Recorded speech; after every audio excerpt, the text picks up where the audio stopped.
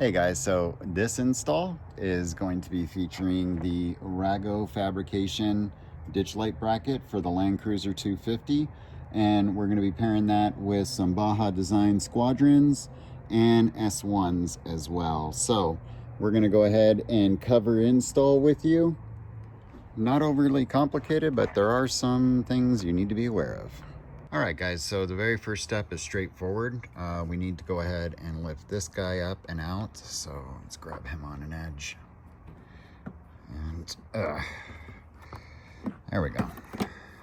Pull him out.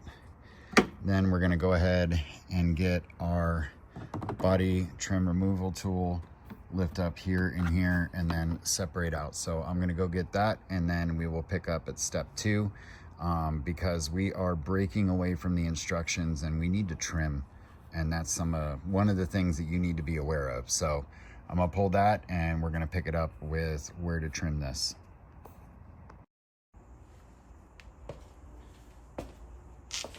Okay guys, so step 1, we removed our part from the vehicle. We have our Rago Fabrication Ditch Light Bracket, if you will. The issue we run into is this corner, and if you can see, it flares out.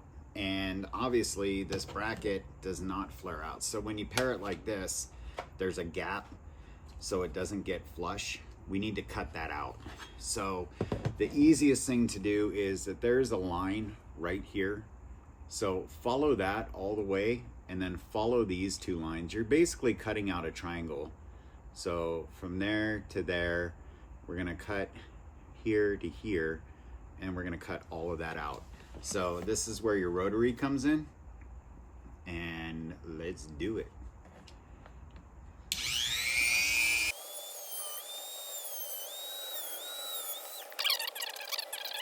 So like I said, it'll melt it more than anything, especially when you're using a Dremel or rotary, if you will, technical term.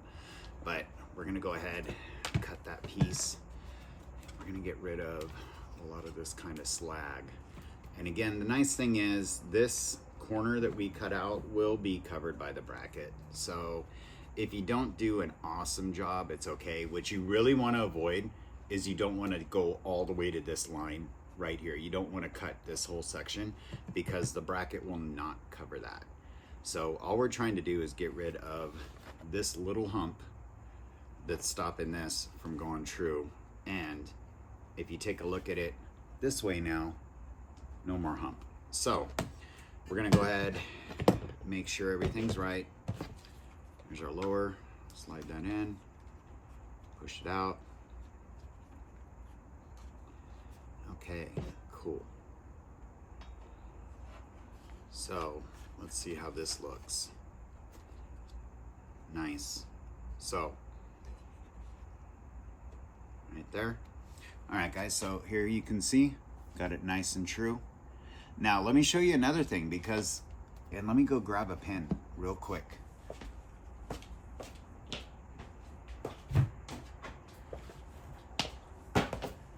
So while we're here, rather than follow the instructions, which are very, very specific and give you all sorts of like 1 1/16 of an inch, guys, there's an easier way.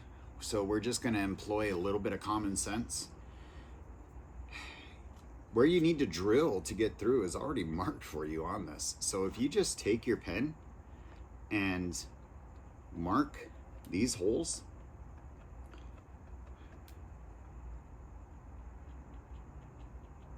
there we go.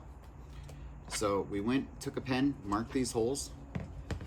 I can see, I don't know if it's gonna show up in the video, but I can very easily see 1, 2, 3 holes. Guess what? That's where we need to drill. And there are very detailed instructions with masking tape and like 1 1/16 and 5 7/8, and I mean all sorts of craziness. This is the easiest way. Just line it up, and now we know exactly where to drill for this. So we're done. Again, I've already done the driver's side, so I did do the quote-unquote proper way, and then when I lined everything up, I just went, why didn't I just do this and mark it? So our next step is that we are going to go ahead and drill these out to make room for this. So I am going to go and get my trusty dusty drill, and then I'm going to drill this out with you guys, and we are going to attach right here this into this. So let's go get that drill.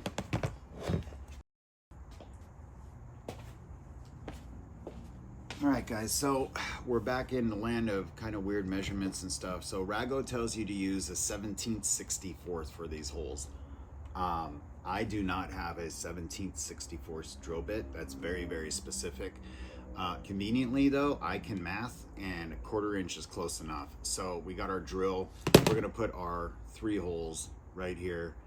Aim for a 1/4 inch, which is 2 little things on this.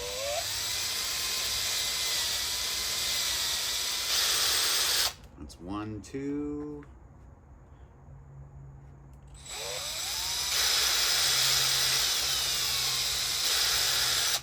All right. I like to drill the back side just to keep it nice and clean.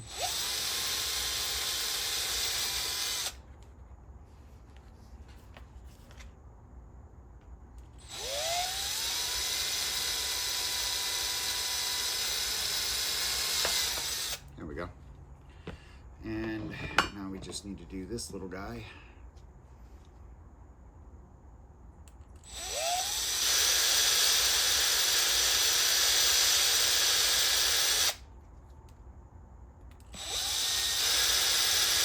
Okay guys, so guess what? Without a whole bunch of funky measurements and all that other fun jazz, we have managed to make this line up perfectly without a bunch of masking tape and a bunch of measurements, using the bracket directly. And we'll sit here, make sure that we are not just totally out of our gourd. And guess what? There's daylight.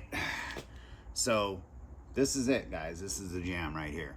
So I'm gonna go get the hardware, because what we're gonna need to do now is put the mounting bolts through, and then there's some spacers that go here as well, and obviously here is also, and then we have something on the guards, and this is how you're gonna mount it. So I'm gonna go grab that, and I'm gonna cover it with you guys.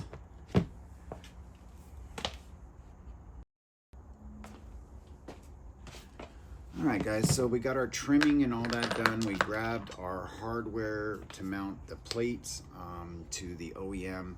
So this is how this goes down. And oops, I forgot the washers.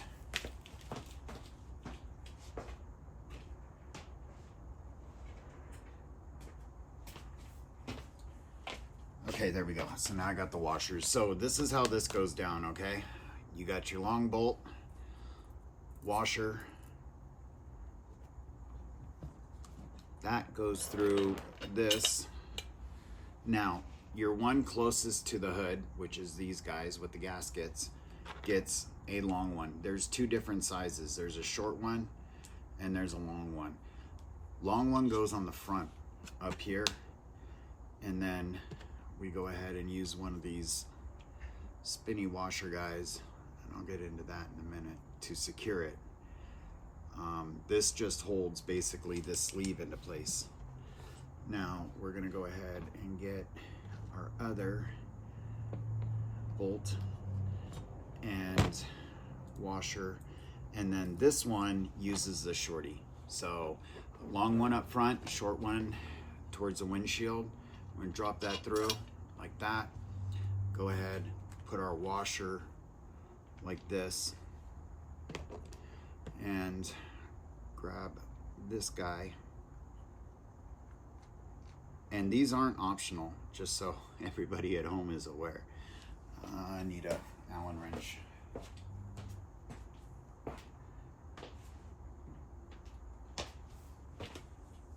All right, so you need a 4mm Allen wrench, or in this case, I got a T20 Torx, same thing. So pair of pliers, grab the little metal disc on this side. It's a little precarious.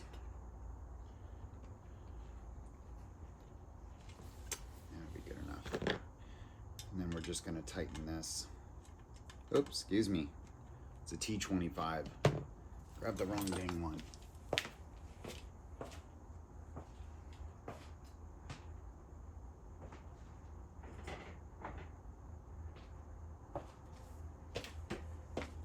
All right, we're back with the Allen head, number 4. Sometimes it's just easier. All right, so I grabbed on the back side the washer grabber biter thingy. Oops. So I got that. I'm gonna take my bolt here and I'm just gonna tighten it down. And again, all this is doing is securing your that spacer, because you'll need that when you mount it. So there we got the first one, and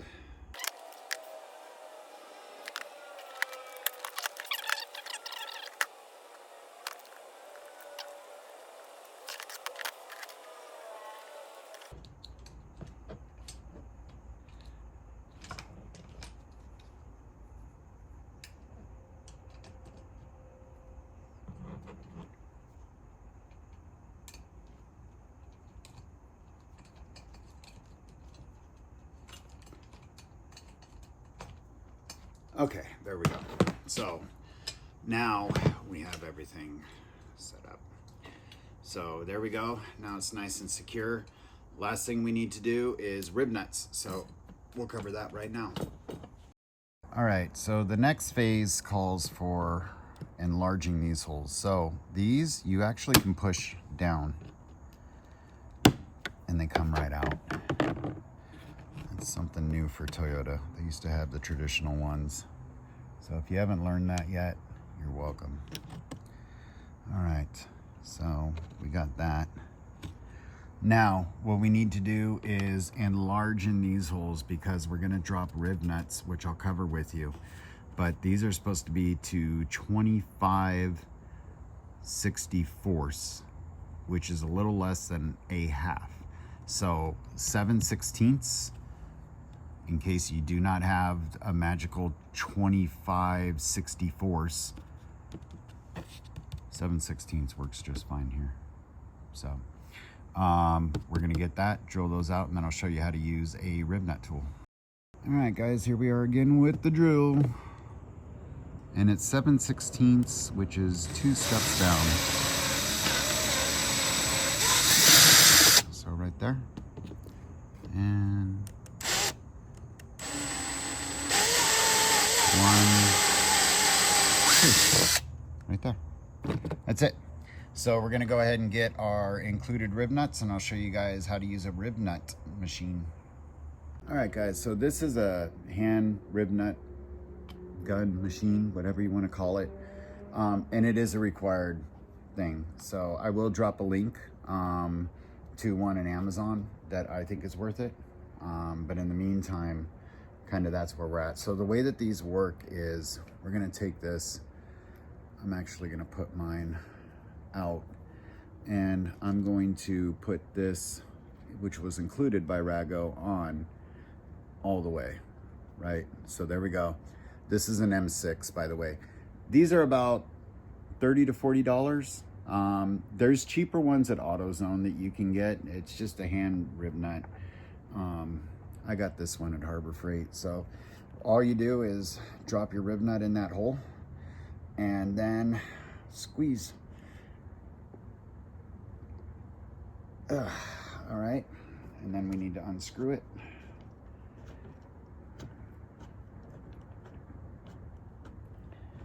I'll show you guys in a minute what it looks like. So we got our rib nut in, which is going to be used to mount the metal.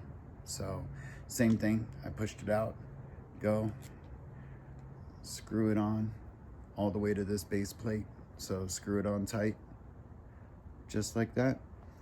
Then I go put it in the hole here that I made and squeeze.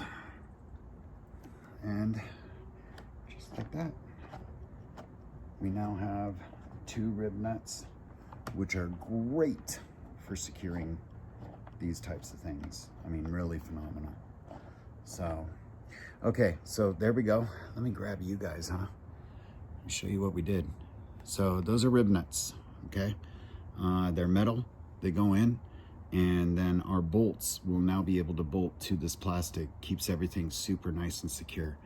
So that being said, let's go ahead and get our brackets and our bolts. And we're gonna go ahead and tighten this dude down. So there is one more step, sorry. This 10mm bolt, you need to take that out. We're gonna screw into it. So go ahead and remove that. You really don't need me on a video to tell you how to remove a 10mm bolt. But go ahead and remove that, and then we're gonna grab our brackets and mount everything. So it's really as simple as that. Okay guys, as we're getting ready to wrap this up, there is one important part, which is obviously your ditch lights. So you're gonna wanna drill a hole in advance. And in my case, I went ahead and mounted the ditch light on first. So I went to this one, went pretty much in the middle, called it a day. But what we wanna do is kind of test fit this, make sure that all the holes line up as they should. So, oops, there we go.